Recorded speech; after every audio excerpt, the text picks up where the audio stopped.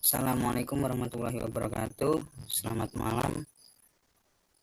Mohon izin kita dari kelompok 5 ingin mempresentasikan sistem penunjang keputusan, yaitu tentang penerimaan siswa baru pada SMA Negeri 16 Medan dengan metode simple adaptive weighting. Di kelompok kami, yaitu yang pertama ada Mbak Tri Darmayani, yang kedua ada saya sendiri Jody Setiawan, yang ketiga ada Bang Wahyu Sandi, yang keempat ada Bang Putra Prawira. Oke, selanjutnya, di sini ada latar belakang. Latar belakang kami yaitu penerimaan siswa baru pada sekolah negeri selalu menjadi daya tarik nomor satu, dikarenakan kualitas sebuah sekolah dipengaruhi oleh beberapa hal. Salah satunya adalah dari nilai gengsi terhadap sebuah modernisasi yang tidak dapat dibendung, dan salah satu lainnya dikarenakan adanya nilai akreditasi yang cukup tinggi, serta sumber daya pengajar yang sangat berkompeten. Pada kenyataannya, cukup banyak calon siswa yang mendaftar SMA Negeri 16 Medan yang memiliki nilai rapot SMP yang tinggi. Karena jumlah calon siswa yang mendaftar melebihi kapasitas, maka penyeleksian penerimaan siswa berdasarkan rankingan atau perurutan nilai rapot SMP dan tes tertulis. Chill banget guys. Maka penyeleksian penerimaan siswa berdasarkan rankingan nilai rapot SMP dan tes tertulis saja. Untuk memiliki sumber daya siswa yang berkualitas, maka diperlukan adanya penyeleksian dalam penerimaan siswa di sebuah sekolah. Dengan semakin berkembangnya zaman dan pertumbuhan penduduk dari tahun ke tahun, membuat semakin tinggi pula calon siswa yang mendaftarkan diri di sebuah sekolah. Namun keterbatasan fasilitas, sarana, dan prasarana sebuah sekolah terkadang sekolah tidak dapat menampung semua calon siswa yang mendaftar. Rumusan masalah dan tujuan. Rumusan masalah yaitu berdasarkan latar belakang yang ada, maka rumusan masalah dalam penelitian ini adalah bagaimana merancang sebuah aplikasi pendaftaran siswa baru yang menerapkan metode simple additive weighting atau SAW berbasis website untuk mendapatkan rekomendasi siswa yang tepat dan sesuai kriteria yang diinginkan oleh sekolah. Tujuannya yaitu dari observasi mempermudah dan mempercepat sekolah untuk mendapatkan rekomendasi siswa yang tepat dan sesuai kriteria yang diinginkan oleh sekolah. Oke, di sini ada pengertian dari pendukung keputusan, yaitu pengambilan keputusan merupakan proses pemilihan alternatif tindakan untuk mencapai tujuan atau sasaran tertentu. Menurut Herbert Simon, Kadarsah tahun 2002, tahap-tahap yang harus dilalui dalam proses pengambilan keputusan sebagai berikut, yaitu ada tahap pemahaman atau intelligence stage, dan seterusnya ada perancangan desain, lalu tahap pemilihan, dan tahap implementasi. Lanjut.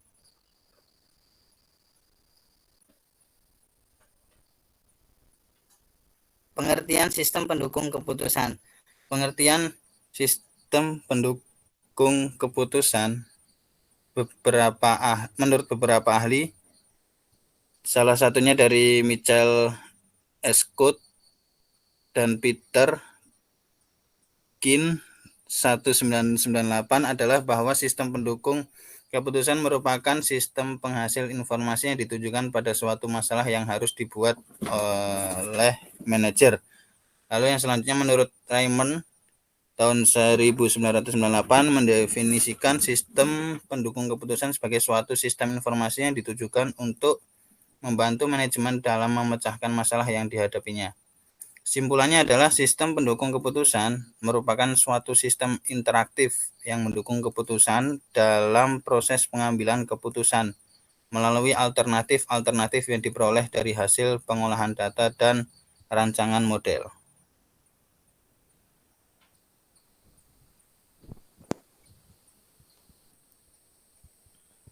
Mungkin selanjutnya Mika. Mungkin selanjutnya bisa dilanjutkan oleh Mbak Riri.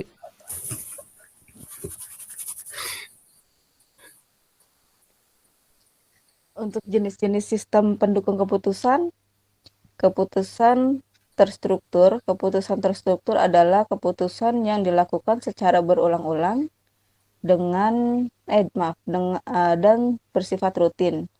Informasi yang dibutuhkan spesifik, terjadwal, sempit, interaktif, real time, internal,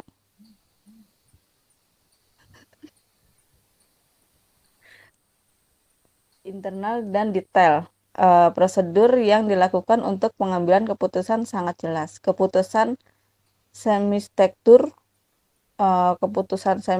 itu adalah keputusan yang mempunyai sifat, yakni sebagian keputusan dapat ditangani oleh komputer dan yang lain tetap harus melakukan oleh pengambilan keputusan. Contohnya pengevaluasian kredit, penjadwalan produk, dan pengendalian sediaan, merancang rencana pemasaran, dan pengembangan anggaran departemen. Keputusan tidak struktur adalah keputusan ini umumnya terjadi pada manajemen tingkat atas. Informasi yang dibutuhkan umum, luas, internal, dan eksternal. Contoh, pengembangan teknologi baru, keputusan untuk bergabung dengan perusahaan lain, perekrutan eksekutif.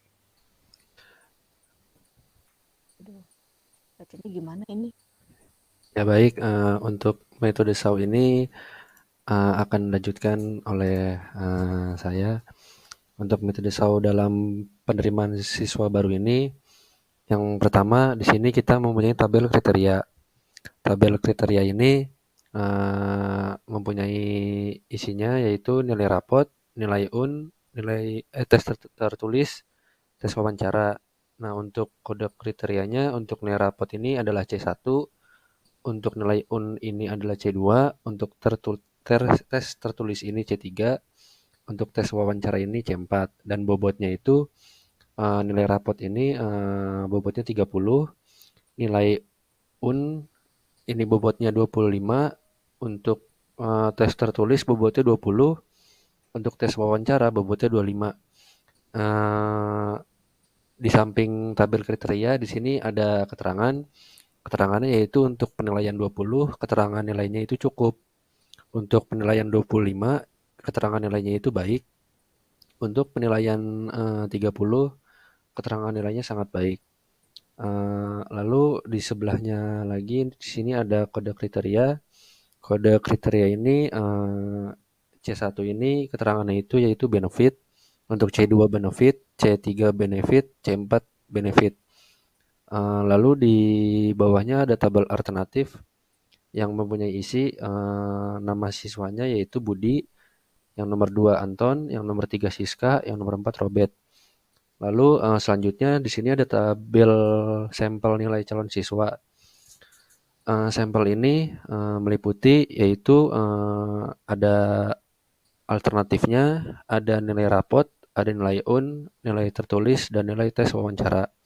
Untuk si Budi ini, nilai rapotnya ini 95, untuk nilai ini 70, untuk tes tertulisnya 50, dan tes wawancara 70. Anton nilai rapotnya 80, nilai nya 70, nilai tes tertulisnya 85, dan nilai tes wawancaranya 80. Siska ini nilai rapotnya 80, nilai UN 60, nilai tes tertulisnya 80, nilai tes wawancara 80. Untuk Robert, nilai rapotnya 70, nilai UN 40, nilai tes tertulisnya 80, tes wawancaranya 78. Nah, di sini nilai maksimumnya adalah 95 untuk nilai rapot, untuk nilai UN-nya 70, untuk tes tertulisnya 85, nilai tes wawancaranya 80. Selanjutnya nilai normalisasi. Yang pertama itu di sini hasil dari apa namanya dari sampel nilai calon siswa. Jadi untuk hasilnya itu si Budi ini mendapatkan nilai 1,00, untuk C2-nya mendapatkan 1,00, untuk C3-nya 0,59, untuk C4-nya 0,88. Untuk Anton C1-nya 0,84, C2-nya 1,00, C3-nya 1,00, C4-nya 1,00. Untuk Siska 0,84, C2-nya 0,86, C3-nya 0,94, C4-nya 1,00. Untuk Robert di sini C1-nya 0,74, C2-nya 0,57, C3-nya 0,94, C4-nya 0,98. Di sini untuk selanjutnya ada nilai akhir terbaik. Jadi nilai akhir terbaik ini di atas itu termasuk rumusnya ya, rumus untuk mencari benefit atau cost. Jadi keterangan di sini jika jenis kriteria adalah benefit, maka proses normalisasi dilakukan dengan cara membagi nilai atribut dengan nilai terbesar dari semua atribut pada kriteria. Yang kedua, jenis-jenis kriteria adalah cost, maka proses normalisasi dilakukan dengan cara membagi nilai terkecil dari semua atribut pada kriteria dengan nilai atribut. Untuk yang selanjutnya nilai akhir dan terbaik yaitu di sini dari sekian banyak dari empat kandidat alternatif, di sini hasil akhirnya yang terbaik itu adalah si Anton karena 95,26. Ini nilai yang paling tertinggi dari yang lainnya. Mungkin untuk selanjutnya bisa dijelaskan oleh Bang Putra. Ya, untuk selanjutnya sekarang kita memperlihatkan tampilan. Di tampilan sini ada sekitar 5 menu. Yang pertama ini home, kriteria, alternatif, dan skor. Terus di bagian bawah itu dipisahin untuk resultnya. Di situ ada normalisasi dan nilai akhir dan terbaik. Nah, di halaman ini yang tampil sekarang, ini ada halaman home. Halaman ini adalah halaman ketika pertama kali websitenya ini dikunjungi, dia menampilkan sangat simple ya. Ini di hardcode yang berisikan semua anggota di sini. Terus untuk selanjutnya next. Nah, untuk selanjutnya di sini ada menu kriteria. Di menu kriteria ini seperti ada di dalam Excel tadi. Di sini ada kolom nomor, ada nama juga, kode C1, C2, C3, C4 dan bobotnya masing-masing. Di sini juga ada 2 button action. Yang satu ini yang warna biru. Ini dia berupa button update. Jadi ketika di situ ada bobot port itu 30. Misalnya ingin kita rubah misalnya jadi 40, kita bisa pencet tombol yang warna biru. Terus untuk misalnya ini tuh mau dihapus gitu. Misalnya cuma ada 3, di sini pencet tombol yang delete itu. Terus untuk selanjutnya next. Nah, di sini sebelumnya lagi. Nah, di sini ada menu alternatif dan skor. Di menu alternatif dan skor ini dia persis seperti Excel, ada nomor, nama, nilai raport atau C1, nilai UN C2, nilai tertulis C3, nilai wawancara C4. Dan di terakhir itu ada button action. Di sini juga ada tombol add alternatif, ada tombol edit dan delete. Jadi di sini ketika ada orang baru, dia bisa pencet tombol yang add alternatif itu. Jika misalnya ada alternatif yang lain, siswa yang baru daftar lagi, bisa kita ditambah di situ. Terus kalau misalnya ada kesalahan, bisa diedit ataupun bisa di-delete. Terus untuk yang selanjutnya, ketika habis mengisi form yang sebelumnya, kriteria dan alternatif dan skornya, di sini hasil dari perhitungannya itu tertulis di sini untuk yang normalisasi. Di sini itu ada nomor, nama, nilai raport, nilai UN, nilai tertulis, nilai wawancara. Di sini ini untuk rumus normalisasinya sudah diterapkan di website ini. Misalnya kayak Yandi itu 1, 0,59 dan seterusnya. Terus untuk yang tahap terakhir, next. Di sini yang tahap terakhir ini ada menu nilai akhir dan terbaik. Di sini ini ada 3 kolom, yaitu nomor, alternatif, dan hasil akhir. Di sini ini hasil perhitungan dari normalisasi. Jadi ketika normalisasi itu ada rumusnya, terus di sini itu rumus hasilnya. Di sini otomatis kalau misalnya ada hasil akhir yang tertinggi, dia akan berwarna abu-abu. Terus juga di paling bawah itu, di footernya, dia juga langsung tertulis alternatif mana yang paling besar nilainya. Next. Ya, untuk tampilan cukup segitu. Terima kasih. Oke, sekarang di sini tampilan dari rumus-rumus yang sebelumnya. Pertama di halaman home ini, dia ada logo Nusa Mandiri, Universitas Nusa Mandiri, sistem penunjang keputusan, judulnya, dan disusun oleh kelompok 5 dan nama-namanya. Terus untuk selanjutnya ini ada menu kriteria. Di menu kriteria ini kayak seperti sebelumnya yang di screenshot, dia ada nomor, nama, kode, dan bobot. Di dalam sini juga bisa diedit. Misalnya kalau misalnya mau diedit, dia pencet ini, edit data. Nah di sini dia bisa diedit-edit jumlahnya. Ketika habis diedit-edit, bisa juga di-delete di sini. Terus untuk selanjutnya menu alternatif dan skor. Di sini ada nomor, nama, nilai raport atau kodenya itu C1, nilai UN C2, nilai tertulis C3, nilai wawancara C4, dan action. Nah di sini itu ada masing-masing alternatifnya, Budi, Anton, Siska, Robert. Untuk nilai raportnya masing-masing udah tertera. Misalnya Budi 95, terus nilai UN itu 70, nilai tertulisnya 50, nilai wawancaranya 70. Di sini juga misalnya ada typo, bisa diedit data di sini. Ya bisa diedit data di sini. Di sini juga ada button delete. Terus ketika kita sudah insert kriterianya dan alternatif dan skornya, di sini akan muncul hasil resultnya yang berupa rumus yang disebutkan dengan Bang Wahyu sebelumnya. Budi ini dengan rumus yang sudah dijelaskan, dia mendapatkan 1, 0,59, 0,88. Dan semuanya juga sudah masing-masing mendapatkan nilainya sendiri. Terus untuk hasil akhirnya ada di menu nilai akhir dan terbaik. Nah di menu ini semua hasil akhirnya itu bisa kelihatan di sini.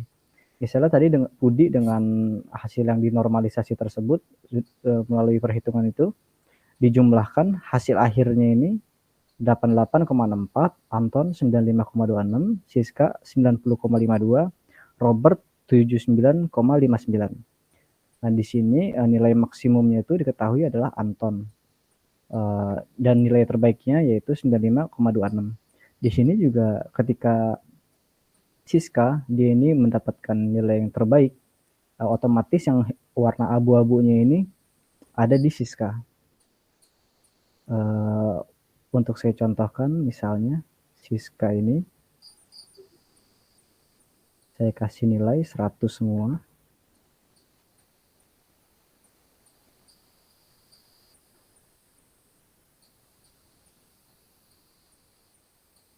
Ketika dia Siska ini sudah 100, 100, 100, normalisasinya juga akan ikut berubah, yaitu 111. Hasil akhir dan terbaiknya pun akan berubah menjadi Siska yang terbaik. Di sini hasil akhirnya jadi 100, warna abu-abunya juga langsung berubah di Siska. Untuk tampilan sekian. Terima kasih dari saya. Wassalamualaikum warahmatullahi wabarakatuh. Baik, di sini kami kelompok 5 ingin menjelaskan sedikit tentang metode SAU dalam penerimaan siswa baru. Untuk yang kolom pertama, di sini ada bobot. Bobotnya ini tertulis angka 30, 25, 20, dan 25. Jadi untuk hasil penjumlahan ini didapatkan 100. Nah, untuk keterangan ini, jadi untuk C1 ini 30, untuk C2-nya 25, untuk C3-nya 20, dan C4-nya 25. Lalu selanjutnya ada tabel kriteria yang di sini tuh mempunyai bobot masing-masing ya. Jadi bobot ini sesuai yang sama di atas ini. Nah, jadi untuk bobot disamakan sama yang di atas, lalu untuk nomor 2-nya di sini ada tabel alternatif yang berisikan calon kandidat siswa baru. Lalu setelah itu kita sampel nilai calon siswa. Jadi maksudnya di sini untuk sampel nilai calon siswa ini dari keempat anak ini diisikan nilai rapotnya mulai dari 95, 70, 50, dan 70. Jadi masing-masing siswa ini mempunyai nilai rapot, nilai UN, tertulis, wawancara masing-masing yang mendapatkan nilai maksimum atau nilai tertingginya itu 95. Nilai tertinggi ini didapatkan untuk rumusnya itu menggunakan max itu dari nomor 1 dan nomor 4 muncullah angka 95. Selanjutnya juga sama. Lalu untuk nomor 4 nilai normalisasi ini jadi di sini kan kita menggunakan benefit semua ya. Jadi untuk benefit kita menggunakan rumus yang atas. Nah, rumus atas ini jadi untuk mendapatkan nilai normalisasi masing-masing ini, jadi untuk C1-nya itu menggunakan rumusnya